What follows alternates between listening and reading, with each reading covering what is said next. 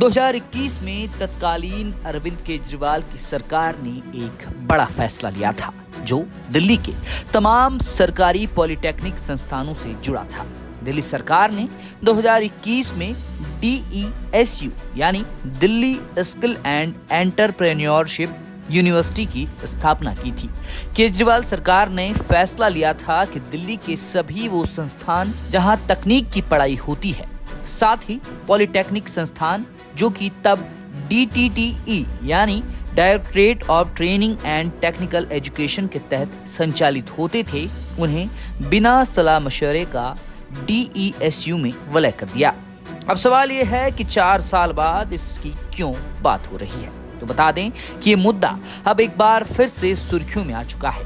दिल्ली में सरकार बदल चुकी है और ये मुद्दा अब तूल पकड़ रहा है, क्योंकि इन पॉलिटेक्निक संस्थानों से जुड़ा प्रशासन अब सड़कों पर उतर आया है, जिसमें टीचर और प्रोफेसर भी शामिल हैं।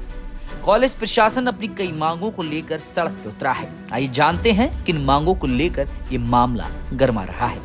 दिल्ली के सभी सरकारी पॉलिटेक्निक संस्थान और उसमें कर्मचारियों और अधिकारियों की पुरानी स्थिति बहाल की जाए, उनकी सर्विस कंडीशन वापस बहाल की जाए। दिल्ली के गरीब छात्रों को सस्ती मान्यता प्राप्त तकनीकी शिक्षा वापस उपलब्ध कराई जाए। बता दें कि पॉलिटेक्निक संस्थानों से जुड़े प्रशासन और प्रोफेसरों का ये कहना है कि जब दिल्ली में केजरीवाल सरकार थी तो उनकी मांगें नहीं सुनी गई, लेकिन जब दिल्ली में सत्ता परिवर्तन हुआ और बीजेपी ने बागडोर संभाली तो उन्हें बीजेपी सरकार से उम्मीद थी। लेकिन कई बार वाइस चांसलर को ज्ञापन देने के बाद भी जब कोई सुनवाई नहीं हुई तो उन्हें मजबूरन अपनी मांगे मनवाने के लिए सड़कों पर उतरना पड़ा। उस यूनिवर्सिटी को अनाउंस करने के बाद मनजिंदर सिंह सिरसा जी ने विधानसभा में उसके बारे में बोला ये फेक यूनिवर्सिटी बना रहे हैं, ये सिर्फ कागजों में दिखाने वाली यूनिवर्सिटी बना रहे हैं। उनके बोलने के बाद जब उनका कोई अरेंजमेंट नहीं हो पाया, उन्हें लगा कि यूनिवर्सिटी हम स्टैब्लिश नहीं कर सकते, तो 2021 में उन्होंने जितने भी दिल्ली के सरकारी पॉलिटेक्निक थे उनको अपने कैंपस की बिल्डिंग दिखा करके और पूरे सिस्टम को एम्प्लॉयज़ के साथ, स्टूडेंट के साथ, बिल्डिंग के साथ, इंफ्रास्ट्रक्चर के साथ पूरे सिस्टम को यूनिवर्सिटी का हिस्सा बना दिया। अनुचित विलय किया गया, इलीगल विलय किया गया, इलीगल मर्जर किया गया, पॉलिटेक्निक की हत्या करके यूनिवर्सिटी तय की गई। 2024 के बाद हम इसलिए चुप रहे कि सरकार हमारी नहीं थी। उन लोगों का बड़ा एब्रप्ट तरीके से वो बात करते थे और वो जिस तरीके से क्रिमिनल्स जैसे स्टेटमेंट वो देते थे कि आपको ये कर देंगे वो कर देंगे, तो हमारी हिम्मत नहीं पड़ी। आज हमारी खुद की सरकार है जिसे हमने सपोर्ट करके वापस बुलाया है। 27 साल के बाद बीजेपी की सरकार वापस आई है। हम उनसे ये अनुरोध करने के लिए इकट्ठा हुए हैं। हम मुख्यमंत्री जी से 10 बार मिल चुके, उन्हें ज्ञापन दे चुके, लेकिन मुख्यमंत्री हमारी नहीं सुन रही।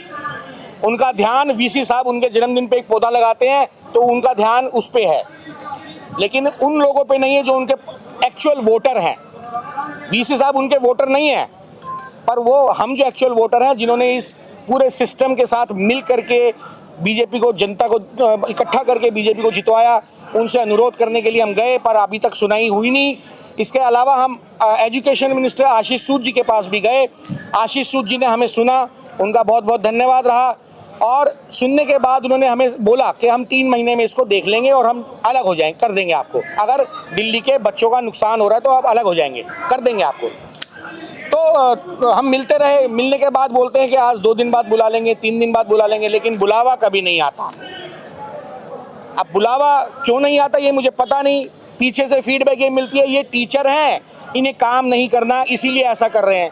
अरे भैया, दिल्ली का इलेक्शन कराने वाले हम लोग हैं, हमारे बगैर आप दिल्ली का इलेक्शन कंडक्ट नहीं कर सकते। हम मास्टर ट्रेनर, हम सेक्टर ऑफिसर्स, हम BLO के जैसे लेवल के जो हम काम करते हैं, दिल्ली का इलेक्शन कराते हैं। हम लोग सेंसस की ड्यूटी करते हैं, हम और दिल्ली के घर सरकार की जो ड्यूटी हमें अलॉट होती है हम करते हैं। हम बच्चों को पढ़ाते हैं और हमारे बारे में ये कहा जाए कि ये काम नहीं करना चाहते इसलिए ऐसा है। तो भैया, 60 साल से हमारे पॉलिटेक्निक इतने फेमस पॉलिटेक्निक है, तो अगर हम काम नहीं करते तो क्या हमारे बच्चे IAS IPS बनते? बिल्कुल बात नहीं सुन रहे सर। वो आश्वासन दे रहे हैं पर झूठे हैं। आगे हम दोबारा से अनुरोध करेंगे, हम दोबारा सभी लोगों से मिलेंगे और देखते हैं 1 महीने में अगर कुछ होता है, नहीं तो फिर हम थोड़ा सा इस मूवमेंट को और आगे बढ़ाएंगे। और क्योंकि हमारे हक का और हमारे संवैधानिक हक है हमारा, हम अपनी चीज़ों को लेकर के फिर जहाँ तक जाना होगा, आंदोलन करना है, भूख हड़ताल करनी है, हम करेंगे। न्यायालय का रुख सबसे आखिरी का रहेगा जी। अगर न्यायालय में भी जाते हैं तो न्यायालय यही जवाब देगा कि कैबिनेट अप्रूवल से ये काम हुआ है, सरकार ने किया है, तो आप वहीं जाएं तो अच्छा रहेगा। न्यायालय के जाने के लिए हमारे को कोई रोक नहीं है, पर न्यायालय तब हमारे पास ऑप्शन है जब हम इन सभी चैनलों से एग्जॉस्ट हो जाएंगे।